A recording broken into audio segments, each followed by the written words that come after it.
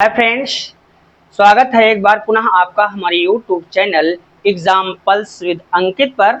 और आज की वीडियो का विषय है संधि। आज हम लोग संधि सीखेंगे। आइए वीडियो को शुरू करते हैं और अपने टॉपिक संधि को फोकस करते हैं। देखिए, संधि का शाब्दिक अर्थ होता है मेल या जोड़। तो संधि का शाब्दिक अर्थ होता है मेल या जोड़। जो संधि शब्द है ना, ये दो शब्दों सम धन धी से मिलकर बना है। सम धन धी, सम धन धी, सम धन धी। तो संधि शब्द दो शब्दों सम और धन धी से मिलकर बना है। सम का अर्थ होता है जोड़, जोड़ या मेल, जोड़ मेल। और धी का अर्थ होता है धारण करने वाला, धारण करने वाला, करने वाला। अतः संधि का अर्थ हुआ, अतः संधि का अर्थ हुआ, का अर्थ हुआ जोड़ धारण करने वाला, जोड़ धारण करने वाला, करने वाला। अब यहां तक तो बात आप समझ। संधि का शाब्दिक अर्थ होता है जोड़ या मेल।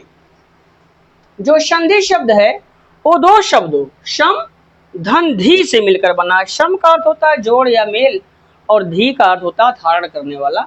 अतः संधि का अर्थ हुआ जोड़ या मेल धारण करने वाला। वर्णमाला की वीडियो में, पिछली वीडियो में हमने हमेशा एक चीज आपको बताया था कि जितना बढ़िया आप वर्णमाला को समझिएगा, स्वर और व्यंजन का कॉन्सेप्ट जितना अच्छा आपका क्लियर होगा, आप संधि को उतना बढ़िया समझिएगा। और फिर आपसे एक रिक्वेस्ट है कि अगर आप संधि में एक्सपर्ट बनना चाहते हैं, इसके लिए आपको वर्णमाला में स्वर और व्यंजन को अच्छी तरह समझना होगा। आइए आगे बढ़ते हैं। तो संधि का तो यहाँ तो आपने कॉन्सेप्ट देख लिया। अब इसकी एक परिभाषा क्या कहती है, परिभाषा पर फोकस कर लेते हैं।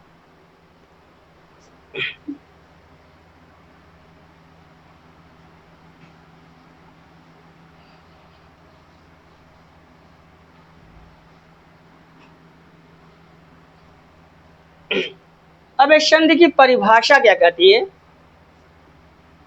अब यहां देखिए आप, इसकी परिभाषा क्या कहती है। तो इसकी परिभाषा कहती है कि दो निकटवर्ती, दो निकटवर्ती, दो निकटवर्ती, दो निकटवर्ती वर्णों, वर्णों के परस्पर मेल से, के परस्पर, परस्पर मेल से, मेल से, मेल से जो विकार, जो विकार उत्पन्न होता है, उत्पन्न होता है, होता है, उसे संधि कहते हैं, उसे संधि कहते हैं, कहते हैं। अभी देखिए, संधि की परिभाषा ये कह रही है कि दो निकटवर्ती वर्ण जब आपस में एक दूसरे से मिलते हैं, दो निकटवर्ती वर्णों के परस्पर मेल से जो विकार उत्पन्न होता है, विकार का मतलब होता है परिवर्तन। इसके कॉन्सेप्ट ये है कि जब दो वर्ण एक दूसरे के निकट, तो दो निकटवर्ती वर्णों के और दोनों वर्ण जब आपस में दूसरे से मिलते हैं और उनके मिलन से जो विकार उत्पन्न होता है उसे संधि कहते हैं। लेकिन क्या है परिभाषा संधि के कॉन्सेप्ट को क्लियर कर पा रही है? जी नहीं, ये अधूरी परिभाषा है, क्योंकि दो वर्णों के मेल से कभी संधि नहीं होती। संधि की कुछ शर्तें हैं। और देखते हैं संधि का सही कॉन्सेप्ट, एक दूसरी परिभाषा को लेकर समझते हैं तो वो परिभाषा आपको संधि के कॉन्सेप्ट को क्लियर कर देगी। देखते हैं। दूसरी परिभाषा ये कहती है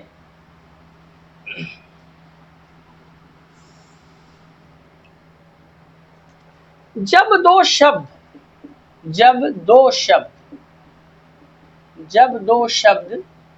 या पद एक दूसरे के पास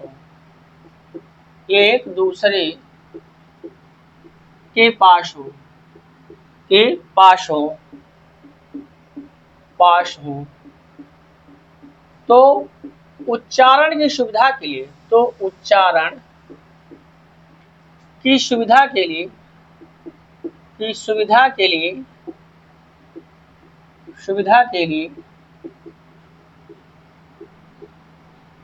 पहले वर्ण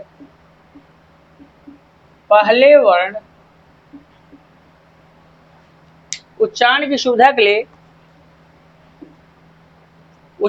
पहले शब्द का अंतिम तथा दूसरे शब्द का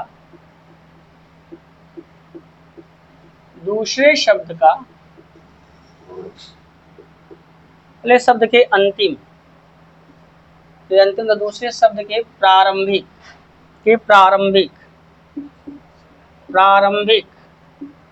वर्ण आपस में एक दूसरे से मिल जाते हैं।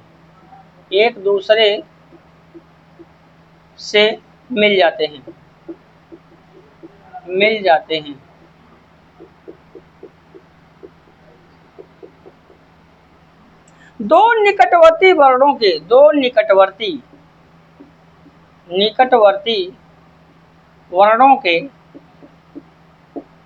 के इस प्रकार के परस्पर मेल से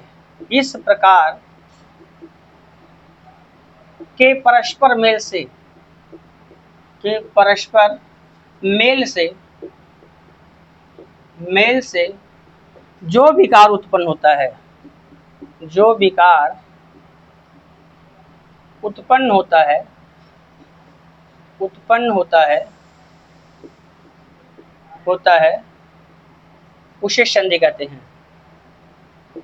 उसे संधि कहते हैं।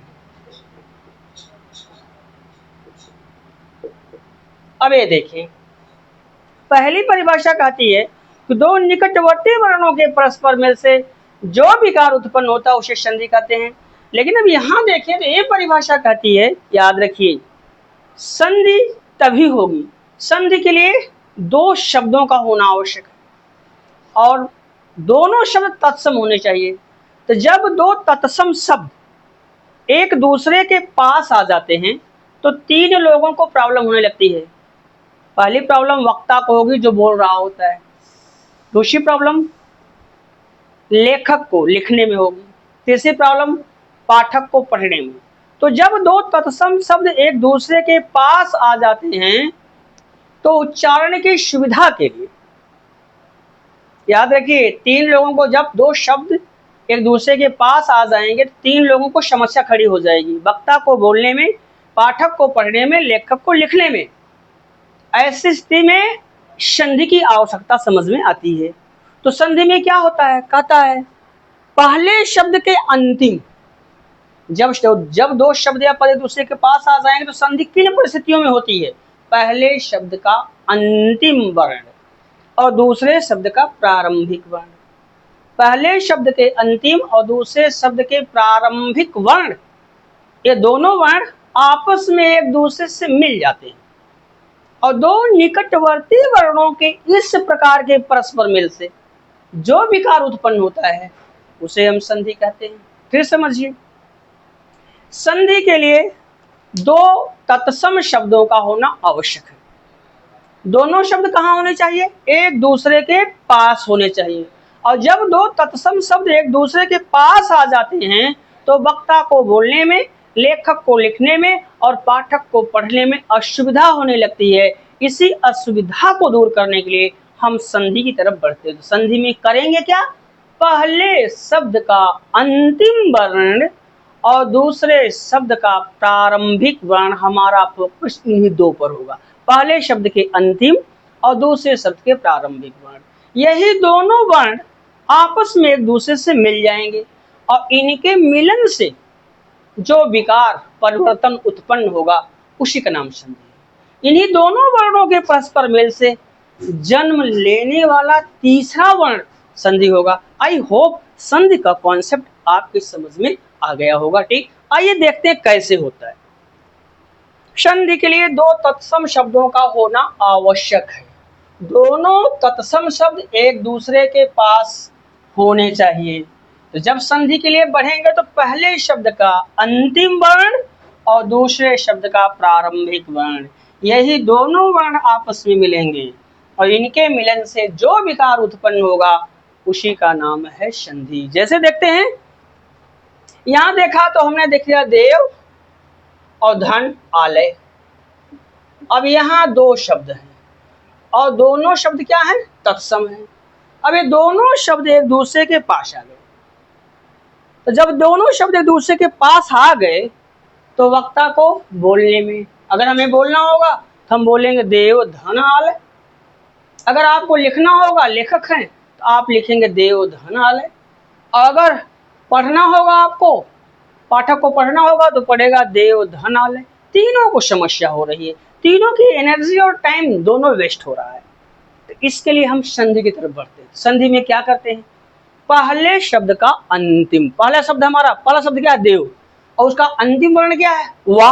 और वा में कौन है, जब हम वर्णमाला आपको पढ़ाए थे उसमें हमने आपको व्यंजन पढ़ाया था।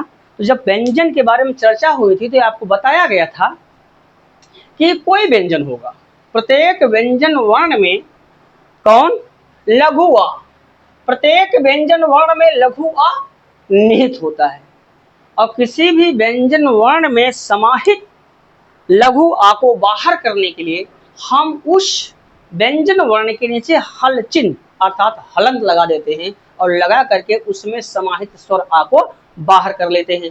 तो पहले शब्द का अंतिम वर्ण क्या है, वा, और वा में है कौन, लघु आ। अगर हम उस अब ऐसे इसके नीचे हमने लगा दिया क्या, हलंत लगा दिया, तो इसमें समाहित क्या आ, लघु आ को हमने बाहर कर लिया। तो इसका मतलब ये हुआ पहले शब्द का जो अंतिम वर्ण है वो लघु आ और दूसरे शब्द का प्रारंभिक वर्ण क्या है, दीर्घा, दीर्घा। तो सूत्र ये कहता है अ आ धन आ आ, सूत्र कहता है अ आ अ आ अ आ धन आ आ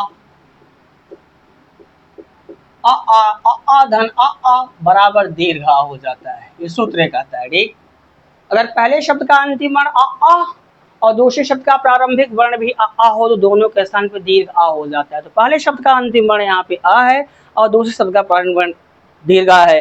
अब ये दोनों क्या आपस में मिलेंगे और मिल करके जिस तीसरे वर्ण को जन्म देंगे वही संधि हो जाएगा। ठीक, तो यह हो जाएगा दीर्घा। अब ये देखिए ये संधि हो गई। अब यहाँ देखें तो देव धन आ और धन लय। अब यहाँ पे देखें ए, इसमें तो स्वर है नहीं, ए इसमें लग जाएगा तो यहाँ हो जाएगा देवा, देवा और धन लय, तो बराबर हो जाएगा देवालय, देवालय। आई होप बात समझ में आ गई होगी। फिर समझिए, संधि के लिए क्या चाहिए, दो शब्द चाहिए। दोनों शब्द कैसे होने चाहिए, तत्सम होने चाहिए। और जब दो तत्सम शब्द एक दूसरे के पास आ जाएंगे तो पाठक को पढ़ने में, लेखक को लिखने में, वक्ता को बोलने में समस्या खड़ी हो जाती। इसी समस्या को दूर करने के लिए हम संधि की तरफ बढ़ते हैं। तो संधि में क्या करेंगे, पहले शब्द का अंतिम और दूसरे शब्द के प्रारंभिक वर्ण, यही दोनों वर्णों को आपस में मिला देते हैं और इन दोनों के मिलने से जो विकार या जो तीसरा वर्ण जन्म लेगा संधि होगा। एक बात हमेशा याद रखो, पहले शब्द का अंतिम, अगर ये आप याद रहेगा, आपको ये बात दिमाग में बैठाएंगे, पूरी संधि में यही चीज घूमती रहेगी। ठीक, ये आपका बेसिक है। अब यहां देख लेते हैं कैसे। पहले शब्द का अंतिम और दूसरे शब्द का प्रारंभिक वर्ण। तो यहां पे है पहले शब्द का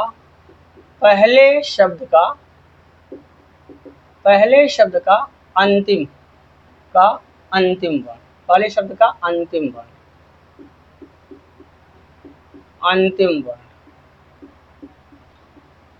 और दूसरे शब्द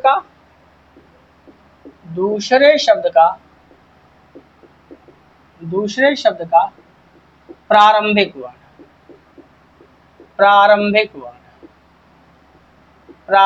वर्ण। याद रखिए, पहले शब्द का अंतिम वर्ण और दूसरे शब्द का प्रारंभिक वर्ण, यही दोनों क्या होंगे, मिलेंगे। अब इन दोनों के मिलन से जो विकार उत्पन्न होगा उसी का नाम क्या होगा, संधि हो जाएगी। पहले शब्द का अंतिम वर्ण और दूसरे शब्द का प्रारंभिक वर्ण, यही दोनों आपस में मिलेंगे, इनके मिलन से जो विकार उत्पन्न होगा उसी को हम संधि कह देंगे। आई होप समझ में बात आ गई होगी। अब चलते हैं आगे, देखते हैं संधि के प्रकार। संधि के कितने प्रकार होते हैं, तो याद रखिए संधि के 3 प्रकार होते हैं। संधि 3 प्रकार की होती है, ठीक। कितने प्रकार की होती है, 3 प्रकार की होती है संधि। संधि के 3 प्रकार हैं। 3 प्रकार है। पहला है हमारा स्वर संधि,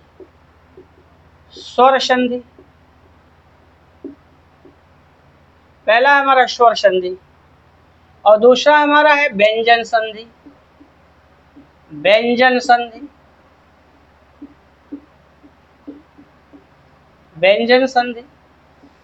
और तीसरी जो है हमारी वो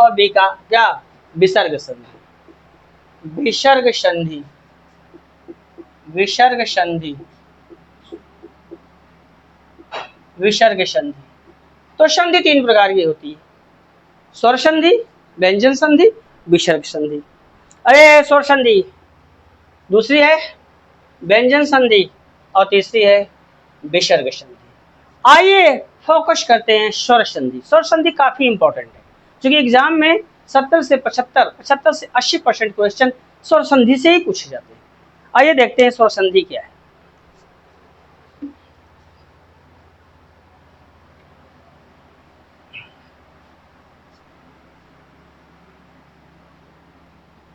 अब है हमारी पहली स्वर संधि। स्वर संधि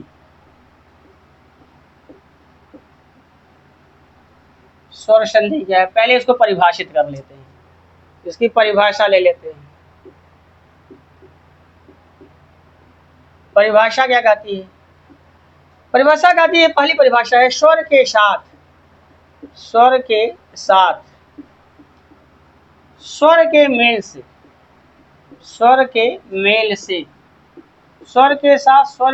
से जो विकार उत्पन्न होता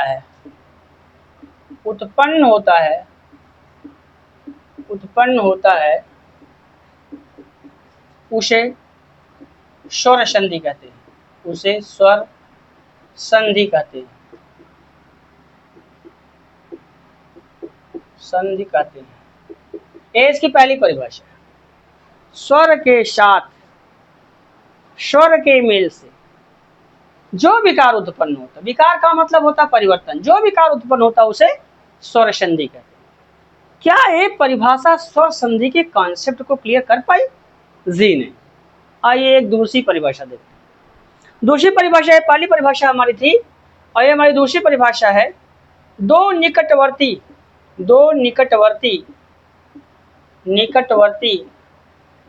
स्वरों के परस्पर मेल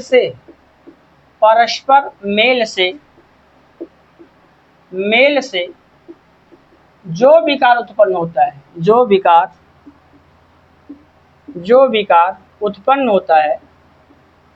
उत्पन्न होता है उसे स्वर संधि कहते हैं।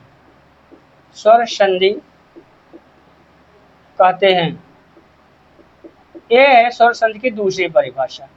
कहता है जब दो स्वर एक दूसरे के करीब आ जाएंगे तो उच्चारण की सुविधा के लिए दोनों स्वर आपस में दूसरे से मिल जाएंगे और इनके मिलन से जन्म लेने वाला तीसरा स्वर स्वर संधि हो जाएगा। लेकिन ये भी परिभाषा स्वर संधि के कॉन्सेप्ट को अच्छी तरह से क्लियर नहीं कर पा रही।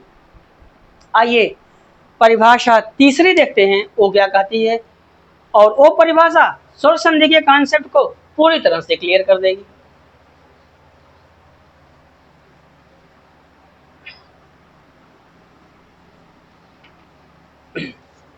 ये है हमारी तीसरी परिभाषा। जब दो शब्द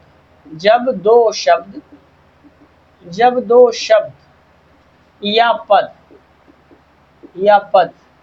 एक दूसरे के पास हो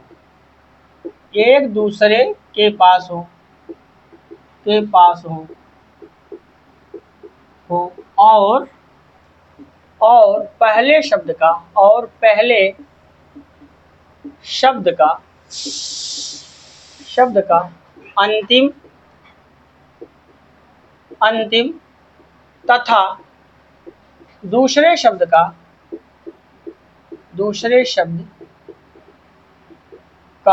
प्रारंभिक वर्ण स्वर हो। क्या कहता है? स्वर हो। तो उच्चारण की सुविधा के लिए तो उच्चारण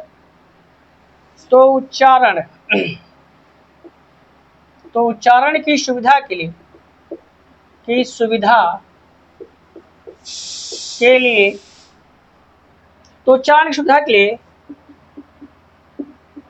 दोनों स्वर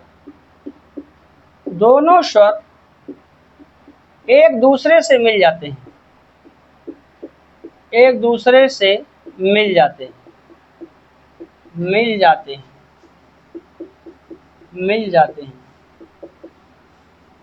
दो निकटवर्ती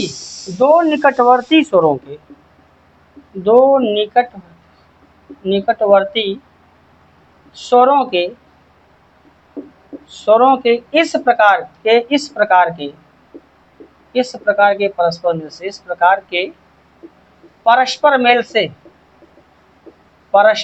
से जो विकार उत्पन्न होता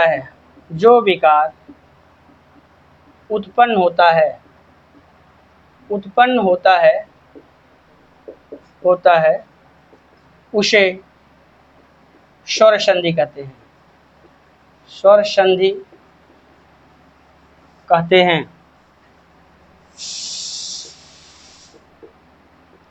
हैं। आई होप ये परिभाषा आम के स्वर संधि के कॉन्सेप्ट को क्लियर कर देगी। कुछ है नहीं, कदा जब दो शब्द या पद एक दूसरे के पास आ जाए, तो मैंने हमेशा एक चीज आपको जब भी आप संधि करने जाइए, आपको करना कुछ नहीं है। जब भी दो शब्द आपको मिले तो पहले चेक कर लीजिए दोनों शब्द तत्सम हैं कि नहीं है। आपको दो फोकस करना है। जब भी आप संधि के लिए आगे बढ़ेंगे और दो शब्द आपको दे दिए जाए, बोले संधि करनी है, तो याद रखिए पहले शब्द का अंतिम वर्ण पहला फोकस और दूसरे शब्द का प्रारंभिक वर्ण दूसरा फोकस। बस दो ही फोकस आपको करना है। अब रही बात स्वर संधि की, तो जब दो शब्द या पद एक दूसरे के पास आ जाएं और पहले शब्द का अंतिम वर्ण क्या होना चाहिए? स्वर। और पहले शब्द का अंतिम वर्ण स्वर हो तथा दूसरे शब्द का प्रारंभिक वर्ण भी स्वर हो, तो उच्चारण की सुविधा के लिए यही दोनों स्वर आपस में एक दूसरे से मिल जाते हैं और दो निकटवर्ती स्वरों के इस प्रकार के परस्पर मेल से जो विकार उत्पन्न होता है, जो तीसरा स्वर जन्म लेता है, उसे स्वर संधि कहते हैं। समझ में आ गया? पहले शब्द का अंतिम वर्ण स्वर होना चाहिए, दूसरे शब्द का प्रारंभिक वर्ण स्वर होना चाहिए, और जब ये दोनों स्वर आपस में एक दूसरे से मिल जाएंगे तो उत्पन्न विकार या इनसे जन्म लेने वाला तीसरा स्वर स्वर संधि हो जाएगा। जैसे देखते हैं,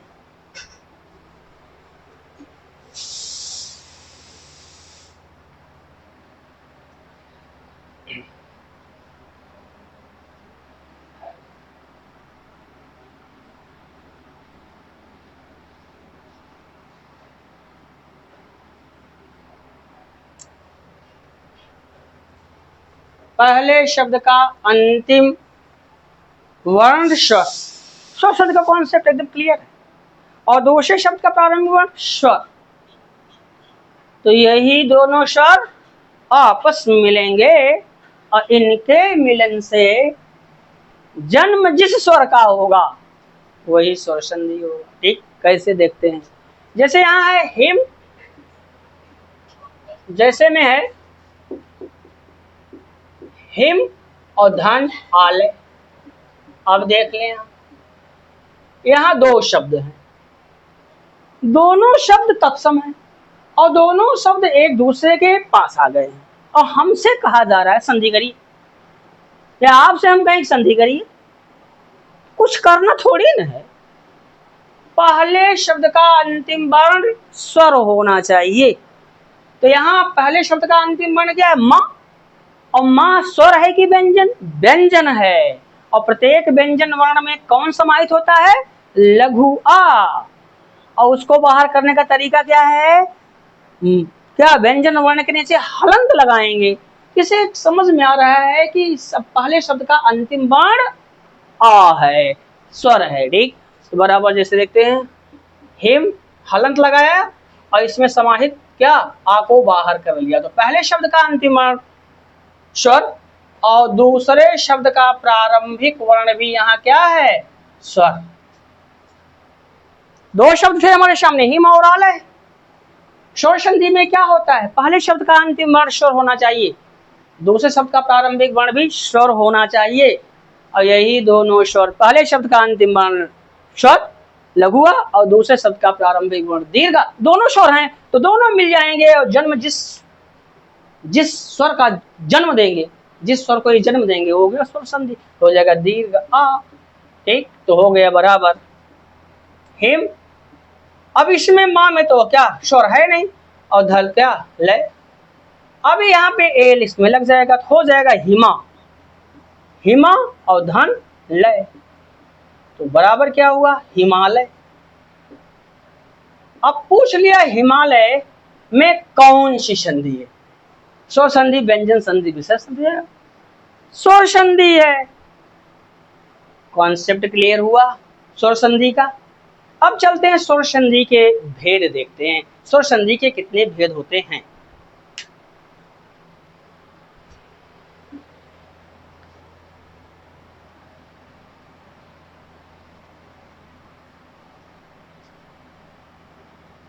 आज के वीडियो में बस यहीं तक, मिलते हैं आपसे अगली वीडियो में, तब तक के लिए विदा। और चलने से पहले आपसे खास रिक्वेस्ट, रोज की भांति अगर वीडियो पसंद आए तो लाइक और दोस्तों के साथ शेयर जरूर कीजिए, और अगर आप हमारे चैनल पर नए हैं तो चैनल को सब्सक्राइब कीजिए, बेल आइकन को हिट कीजिए, ताकि हमारी आने वाली हर नोटिफिकेशन आपको समय समय पर पहुंचती रहे। बेस्ट ऑफ लक, मिलते हैं आपसे अगली वीडियो में।